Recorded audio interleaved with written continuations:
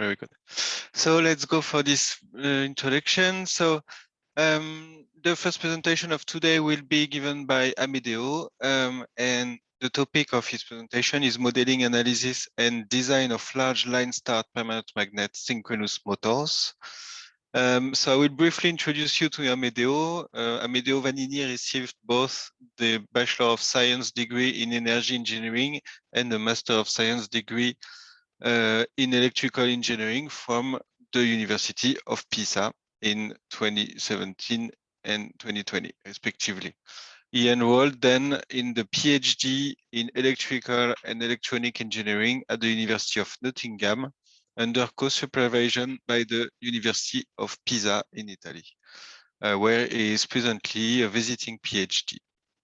His main research interests include modeling, analysis, and design of electric machine, in particular permanent magnet, induction, and homopolar, for various applications, including industrial motors and generation system, also for aerospace. So, Amedeo, you will be able to share your screen now and start your presentation. Okay. So just a few words for the attendees. As usual, you can ask questions, of course, during Amedeo's presentation on the chat or question and answer panel. We will keep your question for the end of the presentation, and we will take some time at the end to go through them, and Amedeo will be able to answer your question. So thank you. Have a nice presentation, Amedeo. Good morning to everyone. Can you see my screen? Yes, we can see your screen. Okay, I'm going to start. So line start permanent magnet motors are a machine topology which is under study in this research work and is proposed as a valid alternative technology with respect to more common three-phase induction motors and wound field synchronous motors for fixed speed applications. This machine design become very attractive when the application require high reliability and the capability to operate under direct supply from the grid. Industrial three-phase squirrel cage induction motor are commonly used in the industry because for their low cost and robustness. They are provided by a self-starting capability thanks to the presence of the squirrel cage, which however affects the efficiency of these motors. On the other hand, permanent magnet brushless motors can overcome this limitation with a high power factor, high power density, and high efficiency. Nevertheless, they require a power converter and a control system to operate. Line start permanent magnet motors combine the benefits of these two machine topologies with line starting capability thanks to the presence of a squirrel cage, and high power factor, efficiency, and power density thanks to the presence of permanent magnets as excitation source. Furthermore, they feature high reliability thanks to the absence of any power converter. In this picture, some types of line start permanent magnet motors found in literature are reported, and then here is the machine topology proposed in this research work. It's basically a brushless STM motor with a squirrel cage with round cross-shaped bars embedded in the rotor frameworks. So at first, we will propose a case study, which is propose the design of this type of motor for oil pumping stations. And this is a case of line-fed fixed-speed large-size motors. Then a preliminary sizing tool will be proposed to find the main dimensions of the machine. And then, thanks to the development of an analytical modeling, we will refine the design and some optimizations will be carried out. Then, within the JMAG finite element software, the results of the analytical model will be validated, and then the design will be refined. In the end, after this design tool for the synchronous operation, we will propose the sizing tool for the squirrel cage for the starting up transients. At first, by means of the analytical modeling, then the results will be validated for both ideal and weak grid within the JMAG software. Oil pumping stations are placed along oil pipelines and are used to compensate the pressure drops due to friction or altitude variations. And this is a case of large size application for fixed speed motors. The state of the art of the motors employed in these applications are wood-filled synchronous motors, which are directly online started in a synchronous mode with the field winding short-circuited. However, they require a power converter to control the excitation, which affect the reliability of the overall system. Then this type of starting method is not so good in terms of dynamics. And so the presence of the squirrel cage of our motor could improve the starting transient as well as the efficiency of the system. The typical scheme of this pumping station is here reported, and it can be deduced how much is important the reliability of the system. In fact, there are redundancy, so a not reserve pump is in operation always and one is in maintenance, and this is a case of industrial application which require high reliability. So the presence of a active power converter with a control system may affect the overall reliability. Here, the torque versus speed profile of the pump is reported in this plot, and the main specification of the application are reported. So almost 8 megawatt of power, 3000 RPM of speed at 10 kilowatts of supply from the main grid at 50 Hertz.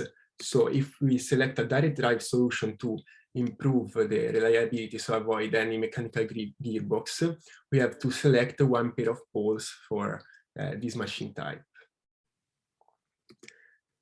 This preliminary sizes tool is based on basic relationship for electrical machines, and we use these to analyze the behavior in terms of fundamental components of the quantities. And at first we designed the rotor, so we found the rotor volume under the constraint of the rated torque.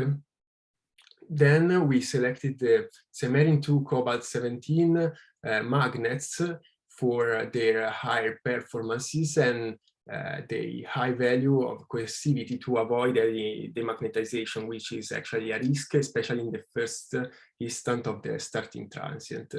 The maximum diameter is given by mechanical constraints. Then, once selected the rotor shape, we proceed with the stator slots and teeth design, and we impose the maximum flux density in the teeth to obtain the minimum teeth width. And then we selected the geometry of the slots with according to the maximum current density related to the cooling system selected, which is air force cooling system. Since the machine is thought to operate directly supplied from the grid, even power quality aspects become important. So the starter winding design is very important and is related to the THD of the current. And so a number of slots per phase is selected, and even a double layer winding has been selected. And the short pitching has been selected according to the minimization, was selected looking at the winding factor. So in this plot is reported the winding factor against the short pitching and all its harmonic components. So we selected 2 because it's a trade-off between the maximization of the fundamental component and the minimization of the low order harmonic. Here, the deployment of the winding for 1 hole is reported. And here in the table, the main outcomes from the geometrical outcomes from this preliminary sizing tool.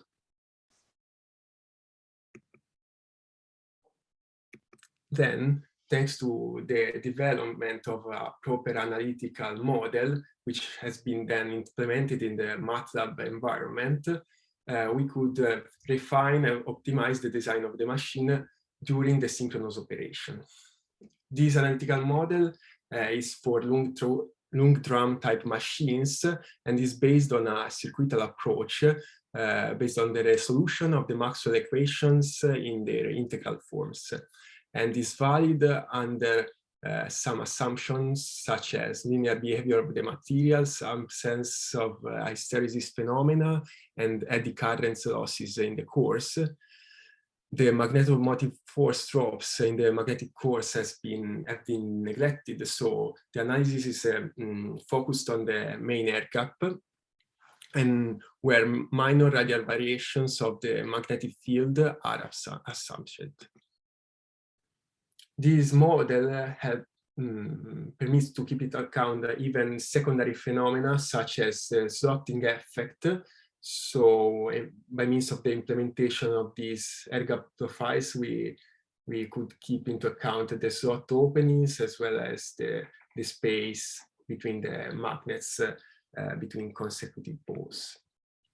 And even the magnetomotive force introduced with the windings has been modeled by means of winding functions methods, and this is reported as optimization for the PM span, which has been selected in order to minimize the low order torque ripple. And in the plot, in fact, it's reported the torque ripple percentage with respect to the average value of the torque and with respect to the PM span. So this is the value which permits to minimize the lower order harmonic, which is more difficult to be filtered by the electromechanical system. Then another optimization has been done in terms of power quality to optimize the power factor of the machine, looking for a unitary power factor. Considering the typical DQ transform variables, we have the expression of the torque. In this case, the machine is isotropic, so this term is absent. And usually for SPM machine, the maximum torque per ampere strategy is used, and here is reported the DQ vector diagram. So in red, we have the flux vector with its 2 components, the no current component along the d-axis, which is related to the permanent magnets, and the incremental component, which is related to armature reaction. Obviously, the current is selected in this way to maximize the torque. The relative voltages in green are obtained by derivation of these vectors, so rotating by 90 degrees. And obviously, the resulting angle between the current vector and the voltage vector is not 0. So in this case, we have no unitary power factor, although we have maximized the torque with respect to the current. But introducing this strategy, we can introduce a negative D current component to put the current vector in phase with the voltage vector.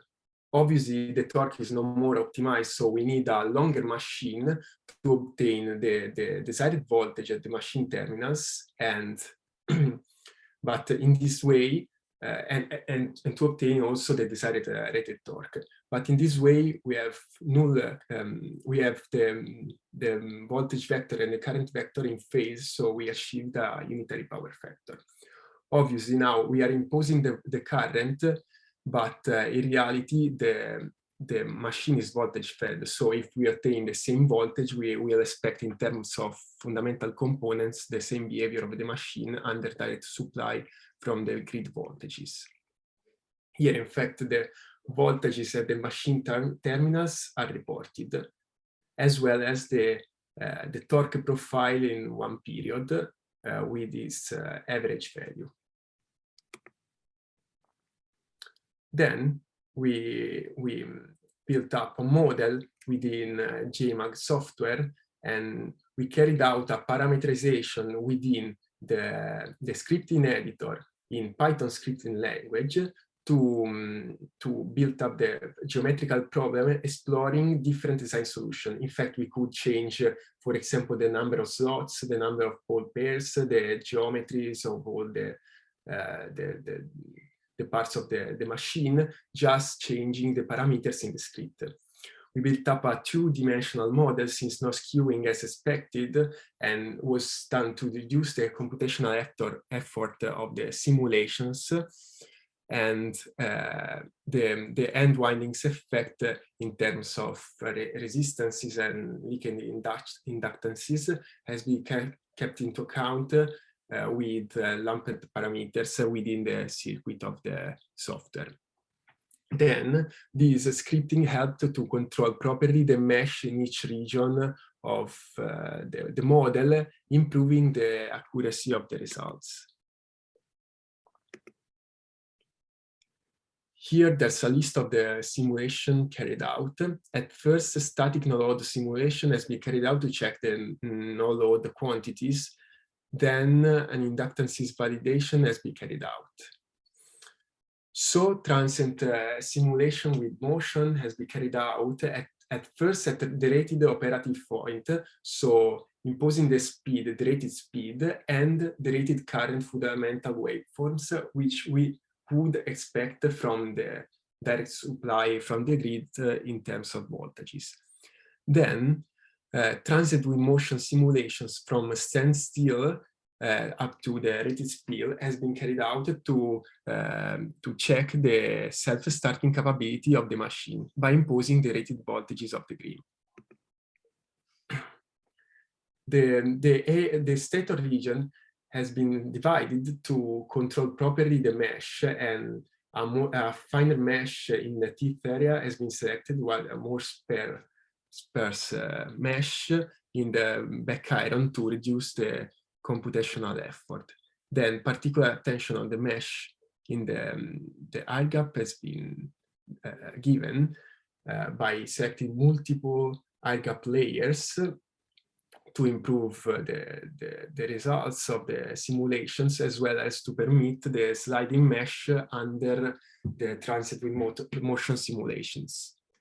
Here, there are the materials curves selected for both the cores and the PMs, while for the bars, brass has been selected since has an increased resistivity with respect to the most common copper and aluminum for squirrel cage bars, because it may help to improve the starting transient, as well as it helps to reduce the currents during the synchronous operation. In fact, we don't expect currents in the bars during the synchronous operation, because the torque is generated by the interaction of the magnets with the stator currents. But we will have currents induced on the bars due to secondary effects such as the slot openings. Here is reported the setup of the simulations. So we selected FEM coils for the stator windings, then implemented in this way in the circuit for the current fed simulation. Then for what concerned the barns, we selected the FEM conductors to allow the circulation of eddy currents within the bars. Then the model has been reduced, and thanks to the exploitation of the symmetry. So just one pole, and so one half of the machine has been simulated thanks to imposition of periodic boundary condition, in this case hot, on this surface, and then 180 degrees of period. Then a motion condition has been applied to the rotor to permit rotation during transient simulation, and sliding mesh as well in the air gap. The forces has been computed with both nodal force and surface force tools. Here, the no current field map is reported, and the air gap flux density of the analytical model has been validated. In green, there are the results of the analytical model, while in blue, the PEA results for ideal materials, so no linear behavior of the materials and no magnetomotive force drops in the course, while in red, the real materials, so non-linearities have been introduced. Then here, the validation of the inductances calculations are reported. Obviously, the variation of the inductances is limited. It's mainly due to the variation of the permeability between the magnet and the air regions. So, as we expected, the machine is almost isotropic. Here is reported a field map during the transient operation at the rated operative point by imposing the currents. This is the torque profile, so, and is compared, the results of the analytical model with the finite element are compared, and the results in terms of average value basically match exactly. Here, there's another optimization carried out by introducing the semi-magnetic wedges in the stator. This helps to reduce the slotting effect in terms of torque components, torque ripple. In fact, here is reported the torque spectrum. In red is for non-magnetic wedges, in blue for magnetic wedges. And as we can see, the 36th harmonic component is drastically reduced by the introduction of these semi-magnetic wedges. Then, for what concerns the starting transient and the design of the cage, here is reported the circuital planar approach used for the representation of the cage. The currents flow in the bars are modeled as a function of the natural loop currents and are treated as equivalent phases. So are modeled like with equivalent winding functions as done for the stator. And this approach permitted the calculation of the inductances with respect to the rotor position. Here are reported the mutual inductances between stator and rotor. Here, the rotor bar self-inductance, and its variation is mainly due to the slot openings. Then, in Simulink environment, the matrices calculated with this approach permitted the resolution of the electromagnetic dynamics by imposing the voltages, and with this resolution could permit to obtain the current waveforms for both the stator and the bars, which are then used for the calculation of the torque with a co-energy approach, then used to solve the electromechanical dynamics with the torque load, the torque of the load, to obtain the speed and the position of the rotor. So it was helpful to carry out the ideal grid startup simulations for different configurations to find a preliminary design to be checked on the finite element results. At first, no load startup has been carried out for example, 18 bars for different bars diameters. So this case is reported because show for the green and pink cases that mechanical stall occurred due to unwanted synchronous torque. So it's an example of a failed startup simulation. Then another case was on-load startup with 14 bars, and it's interesting, especially the red case, because it's reported an unsuccessful synchronization, and so we discarded this set of bars and bar diameters. So by checking different configurations, so we could find a final design with 22 bars of 40 millimeters diameter, and we checked the starting up capability for different initial position of the rotor, which are reported here. So it's important to ensure the self-start capability even for random starting initial positions. Here is reported the circuit of the bar within the finite element model, and particular attention has been given to the mesh, especially in the bridge regions, which is affected of saturation. At first, ideal grid simulation has been carried out, so without imposing an inductance between the main grid and the machine. Here is the speed profile the comparison of the speed profile for analytical and finite element simulations. And so we validated the results, even in this case on the finite element. And here, the steady state current and voltage waveforms are reported. And so a very small THD of current is obtained according to the good design of the winding layout. And we also shown that the cos phi, so the power factor is basically unitary. So the current and the voltage are in phase. So the machine features a good behavior in terms of power quality.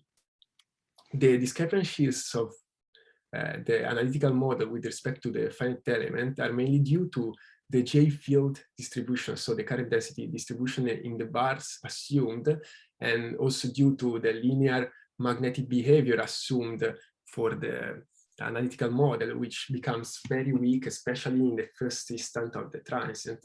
Then the Lothar leakage inductances feature a strong dependence with respect to the current amplitude. So we didn't model this aspect in the analytical modeling.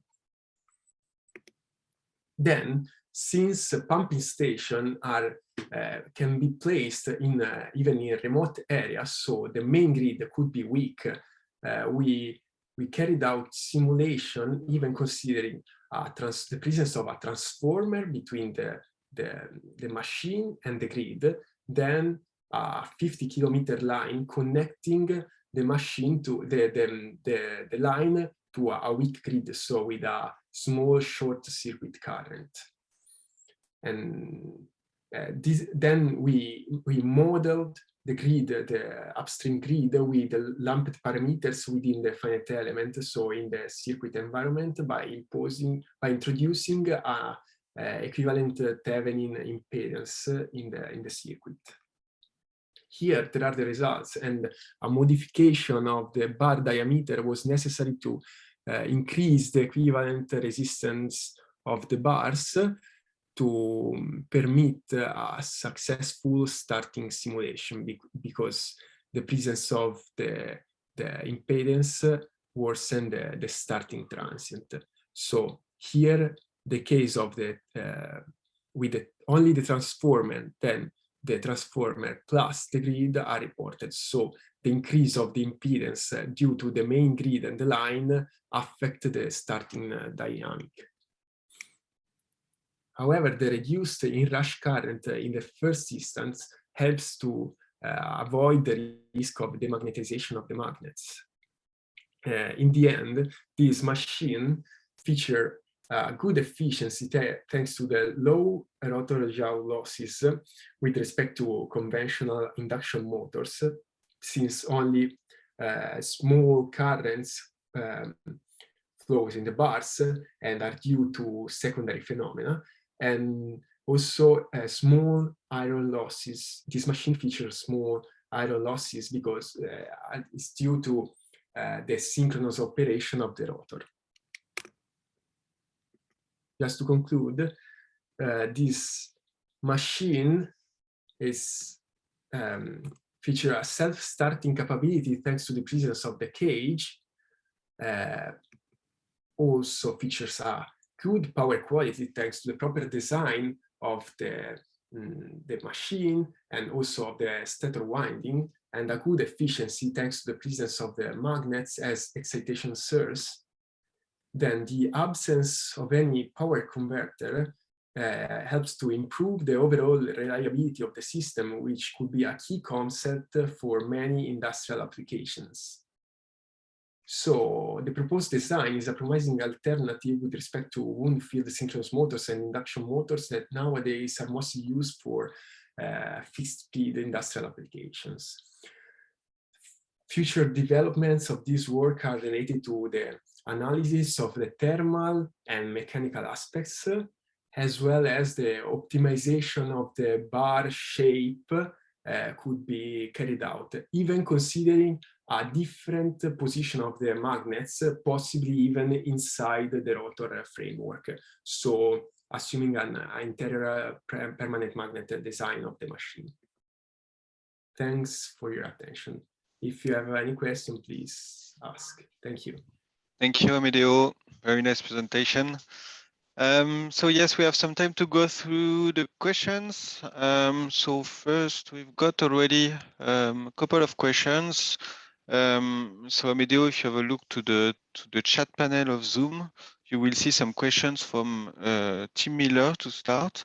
So the first one is, does this motor have to start against the inertia of the oil in the system, or can it start on no load by operating a valve in the pipeline? This will make a huge difference to the design. Okay, so thank you for your question, and that's interesting.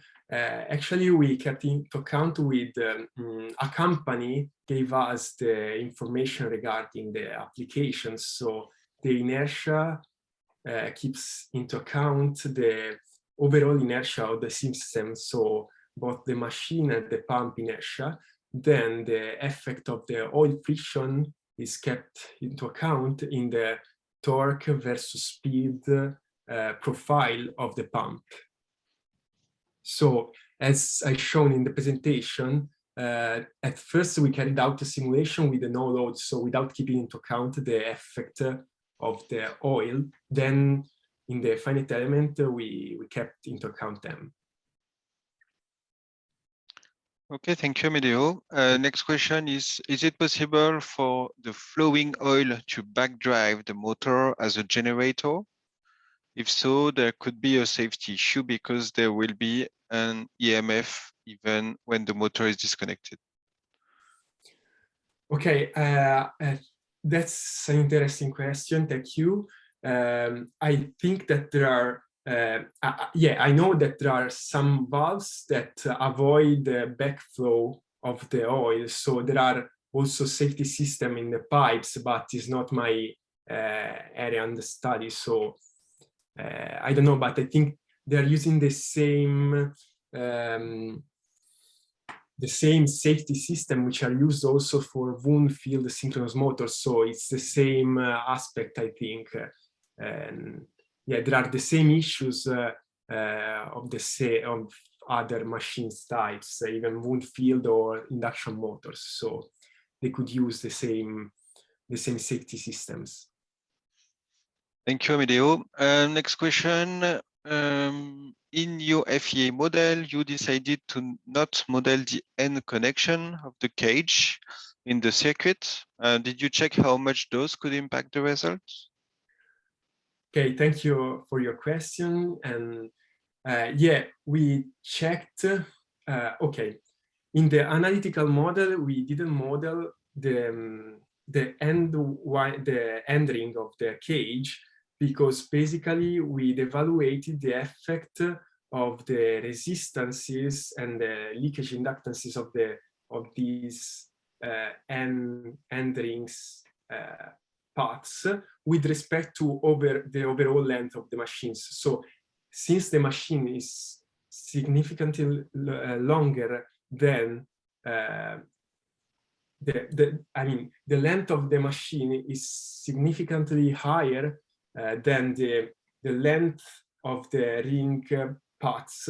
So, and furthermore, the ring diameter is significantly larger. So we estimated that the effect of the resistances of the end rings could not affect significantly the starting transients.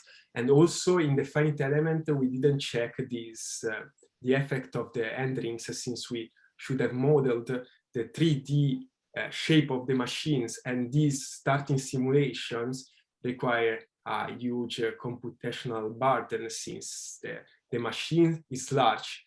We have just one pair of poles, so we have to model half of the machine, so the number of nodes can significantly increase with a 3D all model. So yeah, we should check these afterwards, probably with the future development of this work, but it would require a long computational time. Thank you for your question. Thank you. Next question is, how is managed the risk of magnet demagnetization? We checked we checked if the magnetization could occur, and in effect, it didn't occur, neither in the rated operative point, neither nor in the first starting transient, since by balancing the no current flux with the incremental flux properly, we avoid the magnetization, since the air gap is quite large, so the effect of the stator current is reduced, because the machine is mostly pushed on the effect of the permanent magnets. Obviously, thinking a different location of the magnets could help also to reduce the risk of demagnetization, such as placing the magnet inside the rotor framework, because in this case are very close to the bars, but the bridges on the bars helps in the first instant to give like a path for the magnetic flux lines to pass, and so not affecting the magnets. Okay, thank you for your answer. Next question. The environment is very hostile, desert. What is planned for cooling the system? Okay, thank you for your question. Actually, I didn't focus on the cooling system, so I assumed a very low current density in the stator winding to be sure that it could not affect significantly the operation of the machine. So 4 amps per millimeter square have been assumed for the stator windings, and the cooling system assumed is forced air. But obviously the design could be refined and optimized further with more performance cooling system, with cooling systems which have a higher performance, like oil or liquid cooling systems. Yeah, but selecting a more complex cooling system may affect the reliability of the system as well, because you introduce additional components like pumps, or so it may affect the overall reliability of the system. Thank you. Thank you. Next question is from the Huva platform. I will copy paste to you, Amedeo, on the chat. Sorry. Okay, so the question is, have you used the winding editor feature of GMAG to set the winding configuration? No, I just said, yeah, because by scripting, I realized a tool which can select each region of the slots. So then I built up the circuit directly, so the winding directly within the circuit environment. So I had more freedom to select the connection and to arrange the overall winding layout.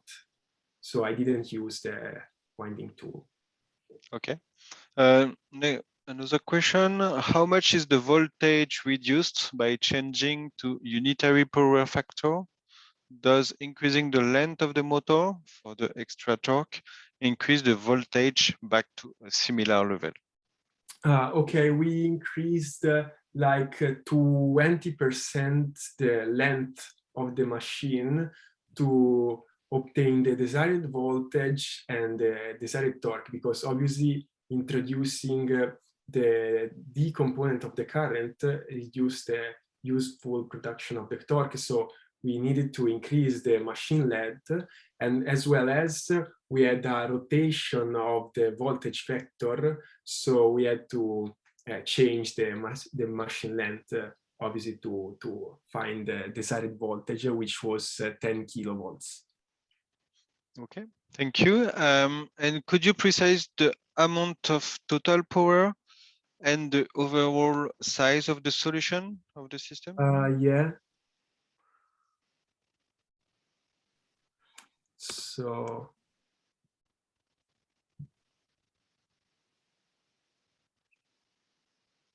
the overall power is 7.82 megawatts, and the overall length is 1,400 millimeters, so 1 meter and a half almost.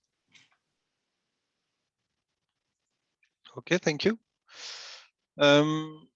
Next question is, have you performed demagnetization during transient starting or fault operation, short circuit, to avoid the use of samarium PM? No, we didn't check any fault situation, and obviously a short circuit could affect the magnetization of the magnets. So as further development of this work, we should check the effect of faults on the magnetization of the magnet, but we did check the magnetization during the first instance of the transient, and then during the synchronous operation, because the first instance of the transient are the most dangerous for the huge currents flowing in the bars and in the stator windings. Okay. Next question is, if we increase the number of poles, then will it affect efficiency?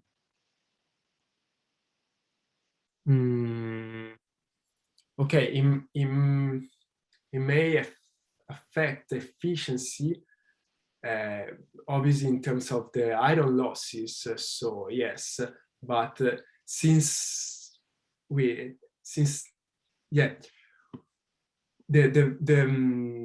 grid frequency is fixed, so we could change and even the machine speed, so we could change the pairs of poles only introducing a mechanical gearbox between the motor and the pump, and having mechanical system, especially in hostile environments, could affect further the overall reliability of the system, which was a key task required by this company. Okay, thank you. Next question is, do you get undesirable harmonics in the stator currents due to the cage? No, because during the starting transient, yeah, especially in the first instance, but then no, because the currents flow in the bars during the synchronous operation. I will share the screen to show it better. During the synchronous operation, this is 1 bar current, is a random bar. This is the current profile, and the currents have a very small RMS, so they don't affect the current waveforms in the stator, since are very small when compared to the stator currents, which are like 463 amps of RMS, and basically their effects are filtered also by the inductances of the stator. Thank you, Amedeo. So I think now we have covered all the questions.